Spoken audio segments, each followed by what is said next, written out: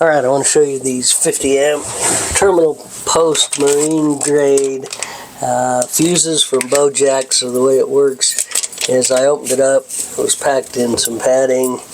Now you're going to take this off and put the fuse on right there, and then the power is going to come into here and up through the fuse basically. So anything coming out of this post will be fused.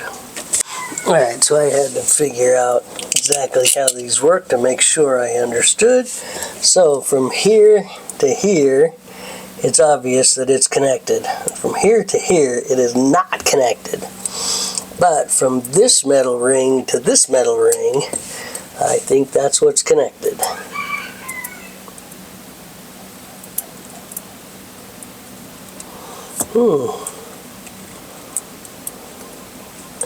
It does seem like that should be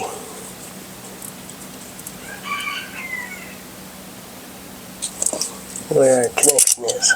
So if I put that down on there,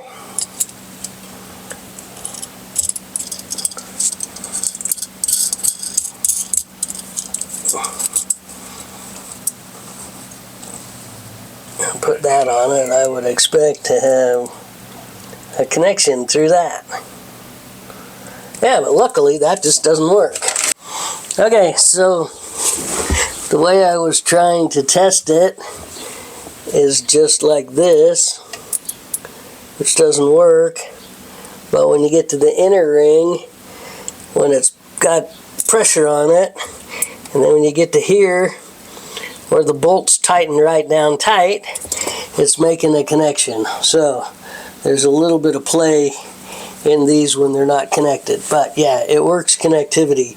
So the bottom plate connects to this, goes through that fuse right there, goes out to the top. And when I put the pressure down on it, I got continuity. So we're going to go ahead and install them over here on my battery post, and I'll show you how that works.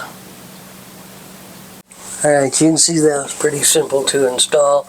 I took the base plate and put the wire coming in to this battery on that, and this is the power going out up to my inverter, and it's got kind of a cool little hard to use cover that goes over it that will keep it protected. So now we're going to put one on that back one.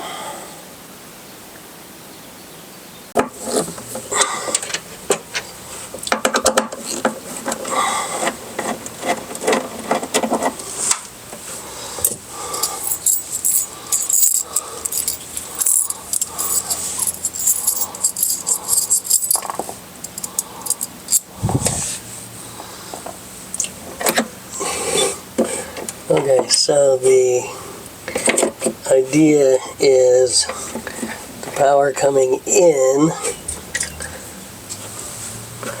goes on the bottom.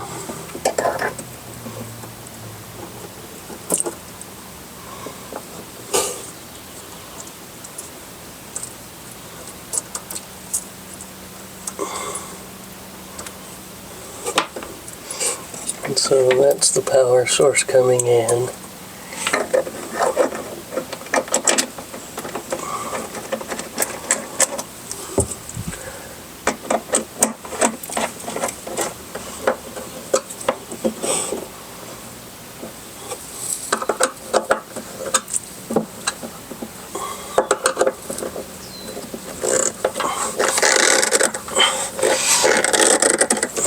With electric connections, it's always a good idea to make them nice and tight. So then we'll get the fuse, and I'll put it so I can see it from the front, and then I will get the output connection for the second battery, the output connection for the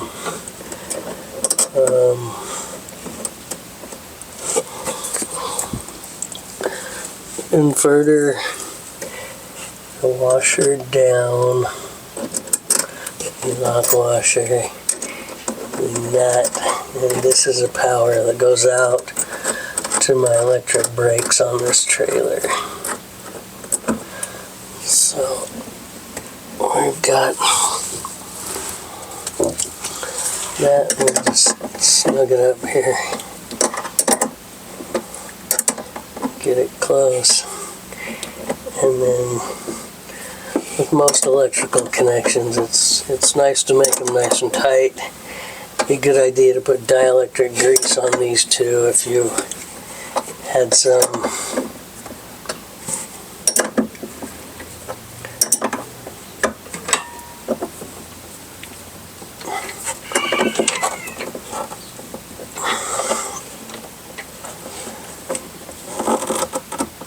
Okay, those nice and snug. That's nice and snug.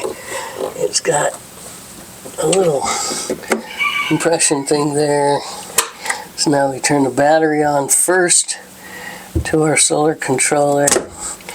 We turn our solar panels back on and it launches into bulk mode. So that's how we install these Bojack marine grade terminal block fuses, and I chose 50 amp because this size of wire here is a wire that's rated for 50 or 60 amps, and so the fuses protect the wire size. I know the batteries can produce way more than 50 amps. Alright, I need to explain some things. I did a lot more research. So, this is 6 AWG wire. This is a 1000 watt inverter. So a 1000 watt inverter at peak power can take 83 amps. 6 AWG wire maxes out at 60, stretching it to 70.